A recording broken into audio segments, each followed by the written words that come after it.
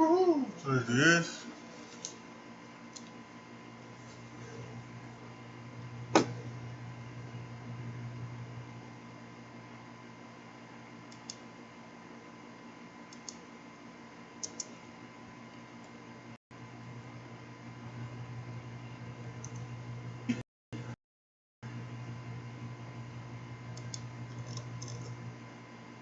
This is your boy AJ Trip, and we are live. Going on to the stream. Yeah, there we go. Now we live. Yeah, now it's working. Hey, what's up, everybody? This is your boy AJ Trip. And welcome to the rapid reaction of Clash of Champions. It just got finished tonight. And boy, this one was, again, a very solid show by WWE. They're putting on solid shows left and right, whether it's Raw, whether it's SmackDown, whether it's the pay-per-view.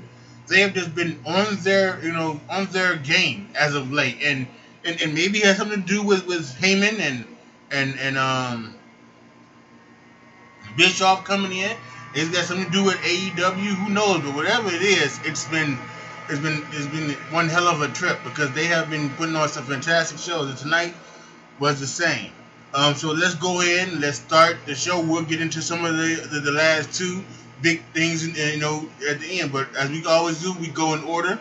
So let's talk about the kickoff match. The first one was the cruiserweight title match between Drew Gulak, Humberto Carrillo, and Lince Dorado. And I thought this was excellent. You've got the aerial tactics of the two luchadors, and then you've got Drew Gulak's kind of ground and pound stuff. And I thought it was really high impact, action packed, and we had definitely some good stuff going on. I remember one thing where Humberto had. He did a flip off the rope, and Drew Gulak was down, and he kind of picked him up with an arm drag, the Japanese arm drag, which I thought was very impressive. There was a lot of good stuff going on there.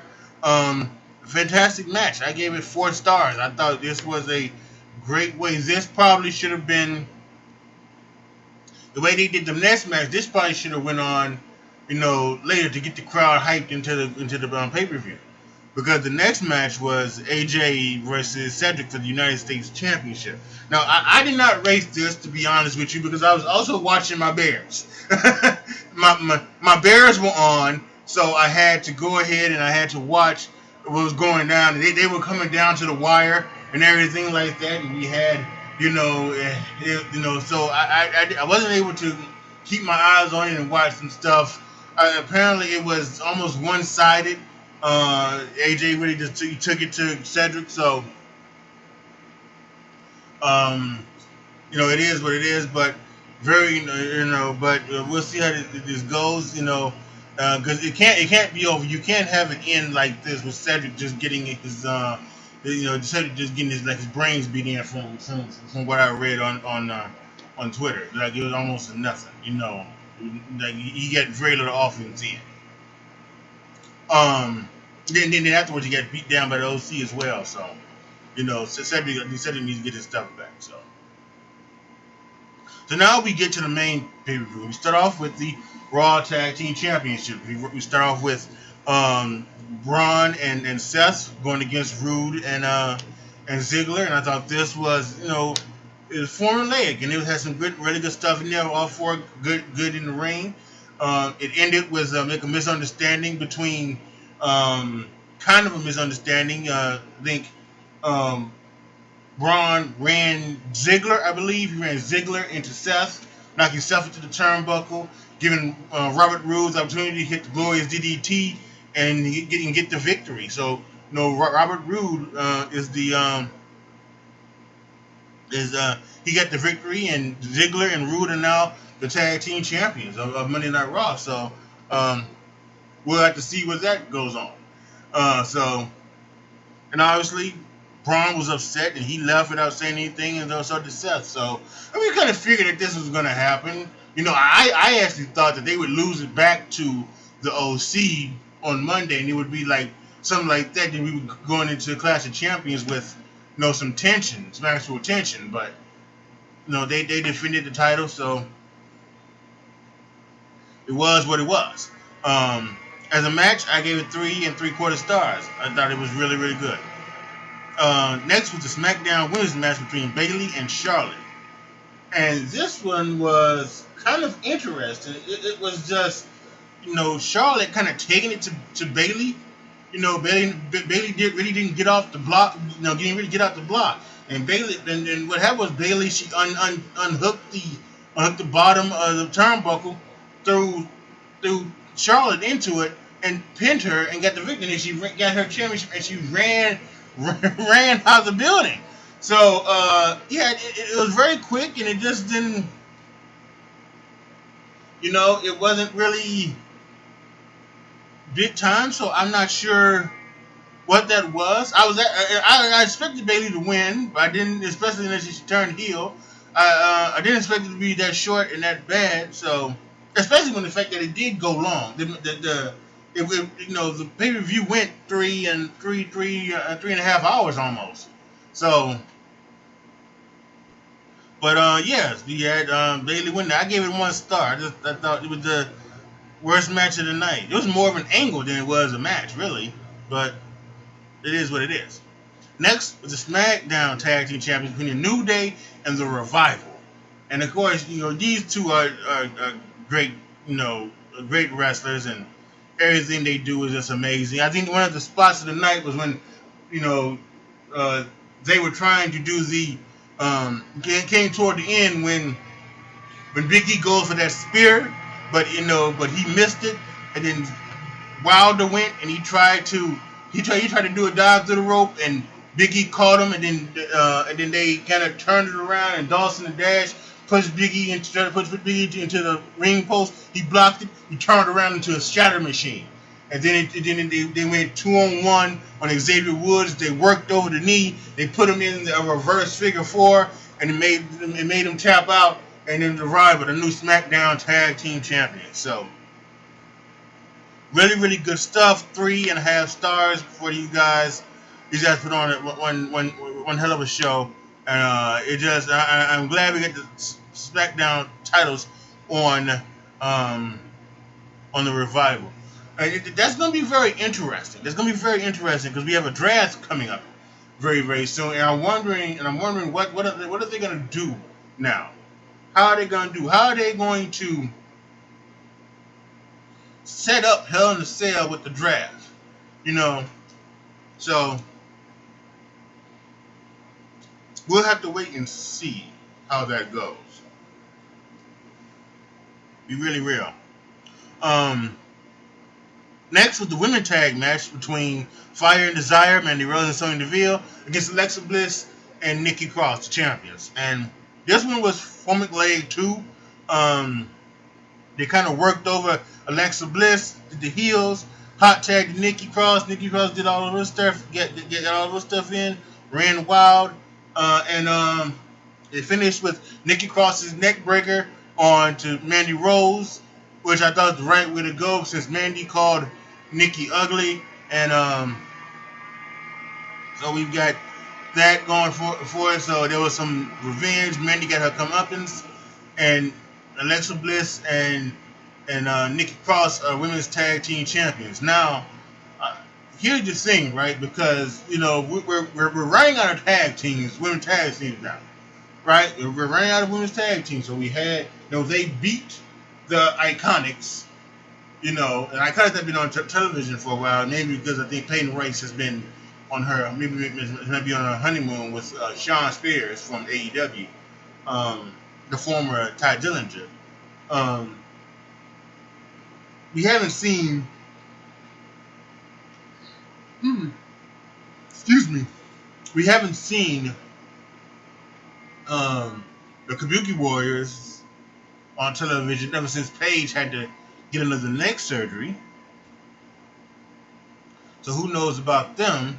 I think we saw them once. We saw them once on Monday Night Raw. And so they're not like really any other. So any other women tag team is just gonna be women thrown together. So it's really something that it's probably something that I should really talk about one day when I actually, if I ever get the actual time, is that I should maybe talk about like did the women champion, did the women tag team championships really need to be, created? Did it really need to be created? You know, and and maybe the question is now: should the women's tag team champions really be a thing of the past? Should they really be? I know they created it, but it's just not. It's not working. You know. Although who knows? Maybe, just maybe, with NXT now coming, to USA, maybe they actually now will move the women's champions across all of the shows. And maybe that was a good idea. I was against that at first. I was really against that. But I think now with NXT coming to USA, coming to actual television, I actually think that actually might be a smart idea. It's like each week have the women's champions wrestle on one show. Whether it be Raw or SmackDown or NXT. It's trying to keep it kind of fresh. So, and then maybe you would have a women's tag team match on a takeover instead of the WWE pay per view. So maybe we can do that. But yeah, it was a pretty good match. 3 stars. Next was the IC title match between The Miz and Shinsuke Nakamura. And I thought this one was really good too. This one was Miz trying to go for his ninth championship. He's 20 days away from being the all-time leader and the all-time holder for cumulative days. Consecutive is still a honky tonk man, but cumulative days of being the Intercontinental Champion. I thought this match was good. There's really some really good stuff here between Nakamura and Miz. Miz was going for the leg, setting up the figure four. It was in Charlotte, North Carolina, Flair Country.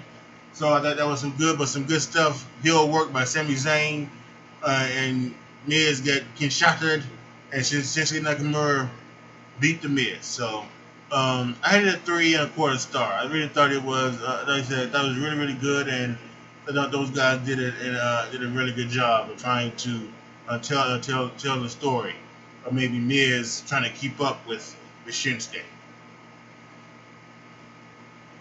Next was the Raw Women's Championship match between Sasha Banks and Becky Lynch, and this one was really really good. I thought this one, and it was going to be good because these two are really really good in the ring most of the time. And what we had was we had some great stuff. I think towards the end, where we had Sasha Banks throw in a chair, and then while the referee was getting that chair out of the ring, she hit Becky with another chair in the stomach.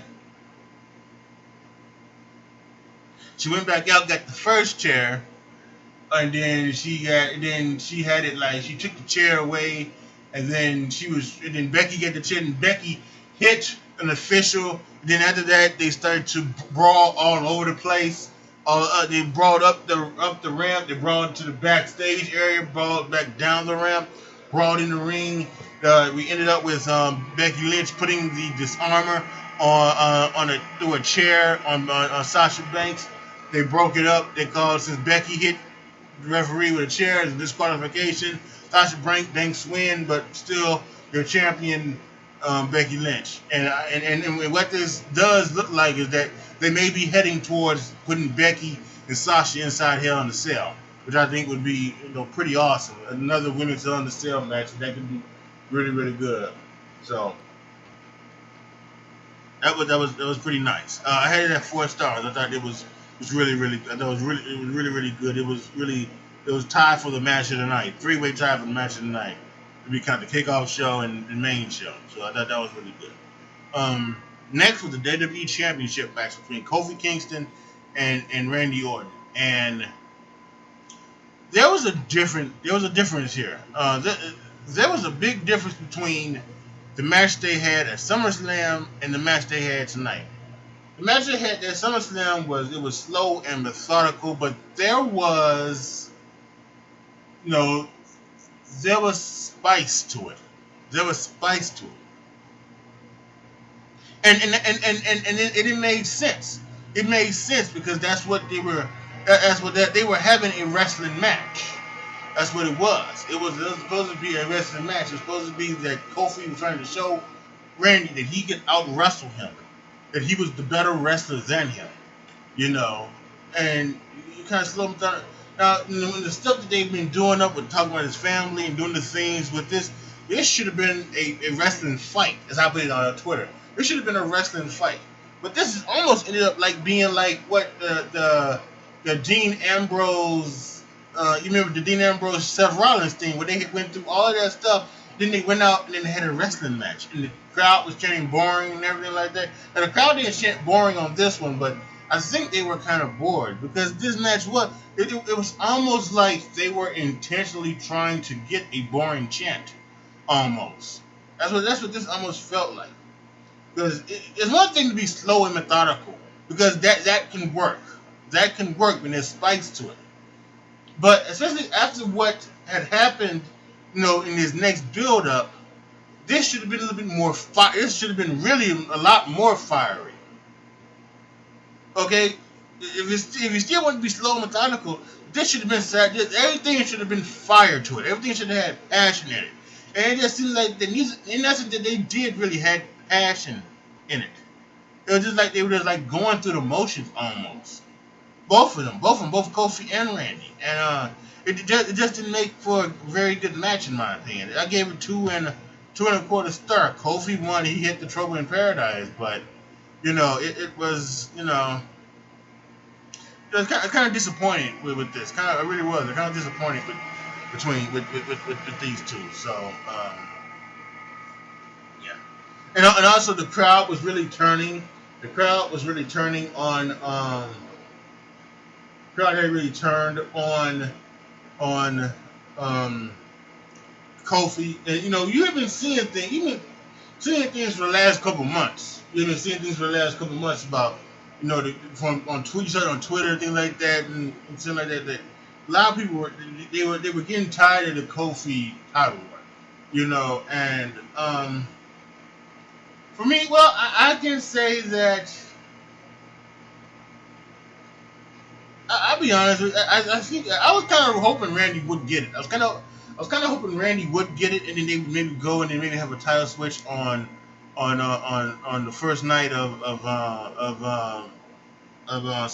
Friday Night SmackDown. But yeah, I think I'm ready for a new champion. So, if anything, if it goes the way he's gone the past couple years, he'll lose the title the Friday before Survivor Series. So, but we'll have to see what's going to happen next. Are they going to continue on with this feud and put Randy and Kofi inside the cell, or are they going to do something else? So, again, we'll have to wait and see. But whatever it is, they need to pick it up in the next one. They really do. They need to pick it up. And they need to do something with Kofi really, really quick, I think. So, but the crowd is the crowd's starting to get tired of Kofi as this champion. So afterwards, we went to the Street Profits. First time we seen them tonight, and they were going on and doing their Greek chorus thing, and out came King Booker. And King Booker, he was talking, and he kind of put down and the Dog. And the Dog was he wanted King Booker to knight him so that he could go out in the club and he'd holler at a girl and say, hey, I forget what he said, but it was something about him being the Dark Knight because he was Sir Angela Dawkins, so whatever. But I thought it was very funny. It lightened up the thing. Next was the no DQ match between Roman Reigns and Eric Rowan. And this one was a really good, really good fight, really good brawl. Some parts of it was slow, but it kind of picked up in the middle, and really picked up towards the end. When Roman Reigns was getting ready to hit he was running down the ramp, getting ready for a spear. Out of nowhere came Luke Harper giving a boot, and he threw Roman in the ring, and Eric Rowan hit the Iron Claw Slam, and it was the cover and the count and the victory. And boy, Everybody was shocked and surprised to see Luke Harper. Luke Harper is back. And he's working again with Eric Rowan. So we're gonna find out some more stuff come Tuesday night on SmackDown about what's going on. Was Harper in any way involved with this? Are the Bludgeon Brothers back? Are they another team? What's going on? So walking up the ramp, Eric Rowan said, This isn't over, Roman. This isn't over by far." So but see, then you got to ask, where does Daniel Bryan enter in this? Does Daniel Bryan now team with Roman Reigns? So it's gonna be a whole lot of questions that need to be answered out of this. I thought this was a really really good no DQ match, 3.5 stars for this match. And then we end the night with the WWE Universal Title match between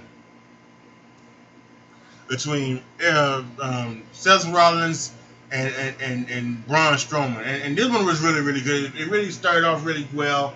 It was some really good stuff between both guys. Some really beat down spots from Braun Strowman on Seth Rollins. Did a whole bunch of things where he would run around and give him the shoulder block, including one where he went for it the third time and it was one time too many. Seth dropped hold him and he went into the table. And then Seth kept pushing him into the tables and everything like that. So I thought that was really really good.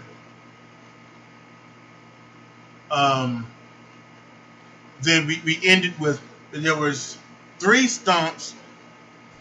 Braun Strowman still kicked out. He hit the pedigree and hit a 4th stomp and finally won.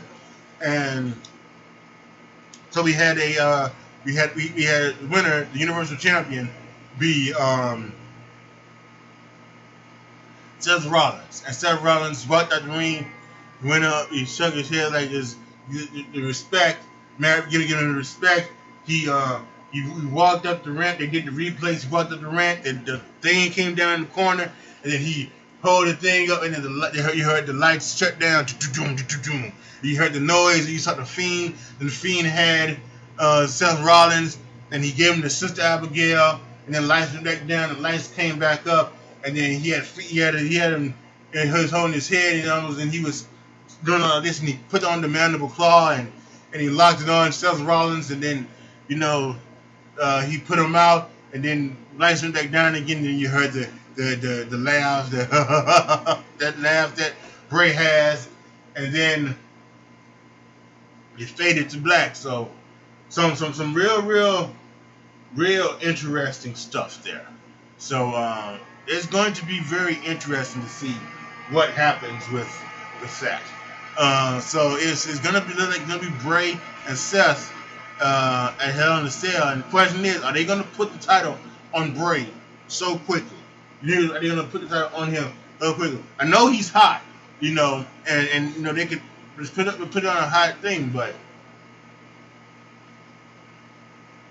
I don't know, man. You can't beat him. I guess you can beat him, but I don't know why you would beat him. I just don't know why you would beat him. So that doesn't make a lot of sense to me. But we'll have to wait and see. So yeah, it was 4 stars. The match, by the way, I thought it was really really good. Again, tied with the Raw Women's title match and the Cruiserweight title match. All was 4 stars. So yeah, I thought it was some really really good pay per view today. I was thoroughly entertained, except for the except for the WWE Championship match. Otherwise everything was really really pretty good. Even like the SmackDown Women's title match, it was short, but it was still kind of entertaining. At least it was for me. So it was just kind of short. But yeah, I thought it was a very interesting way to go here. So some really really good stuff, and yeah, I can't wait to see what's gonna happen now with everything happening, and wait to see what happens with going into Hell in a Cell. So that should be very interesting.